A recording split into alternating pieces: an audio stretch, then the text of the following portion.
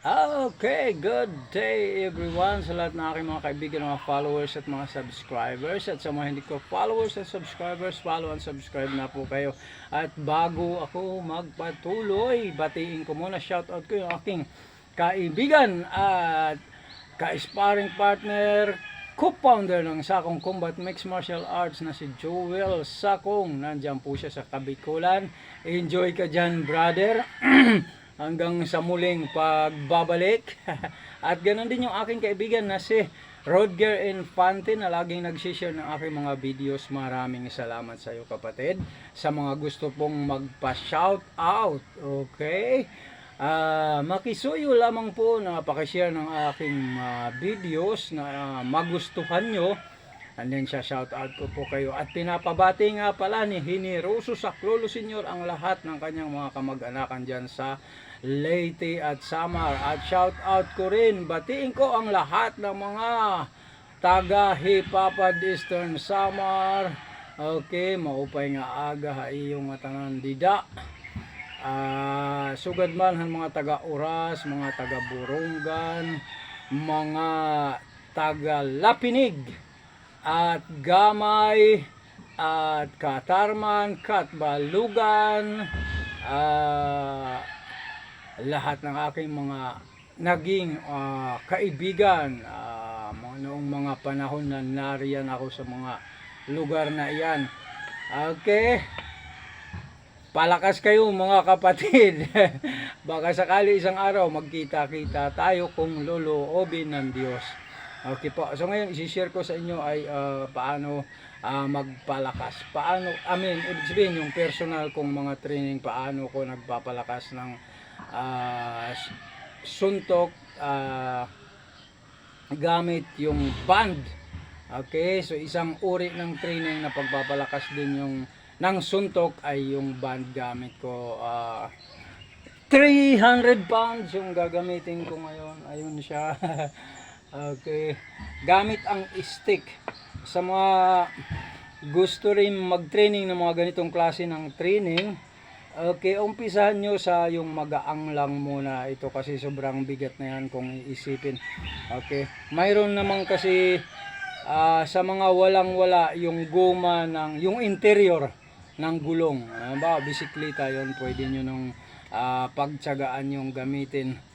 Di naman kaya mayroong mga nabibili sa mga tindahan din online. Halimbawa sa punta kayo sa Chris Sports, mayroon silang iba't ibang klase ng mga bands doon na inyong pwedeng magamit. Yung mga ganitong klase ng band ay sobrang mamahal po talaga nito. Lalo na itong sa akin, ibig sabihin hindi siya ganong kamahal yung band lang na yon. Okay, kaya lang pag orderin mo yung, halimbawa papagawa mo isang buong set kagaya nung sa akin, ay more or less 20,000 yon. Pero ganun talaga, mag-invest ka kung gusto mo maging mahusay sa lahat ng iyong mga ginagawa, lalo na kung ikaw ay hilig mo ay sports.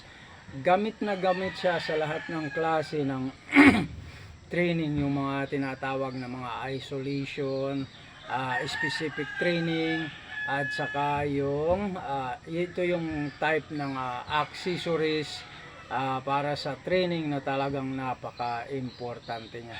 Okay, ngayon papalakas ko ng suntok gamit ang stick, at kahit walang stick, lalakas at lalakas talaga ang inyong mga suntok sa ganitong klase ng training. Okay. Ito, kakabit ko lang ito. Alright. Dito, andin unti-unti. Hahakbang ako hanggang sa maabot ko yun. Sana maabot ko. So, 1, 2, 3. Kailangan pigilan ko yung hila. 1, 2, 3. 1, 2, 3. 1, 2, 3. 1, 2, 1, 2, 3. 1, 2, 3.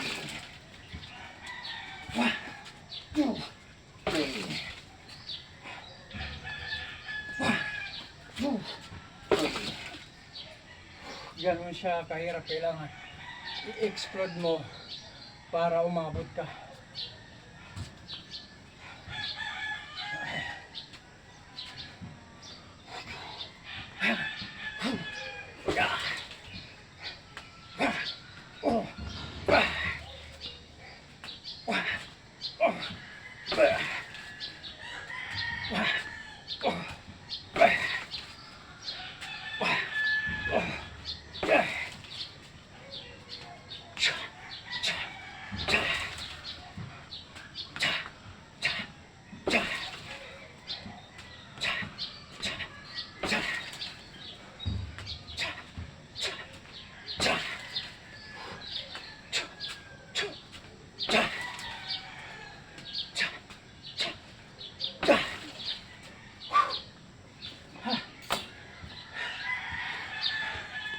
Isipin nyo, ganun lang ka dali yung pero talagang hingal kabayo na.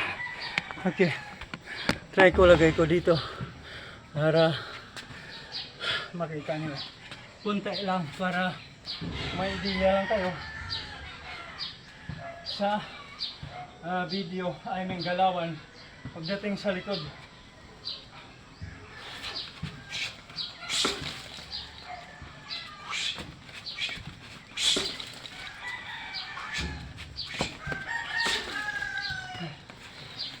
Okay, try ko sa kabila ulit.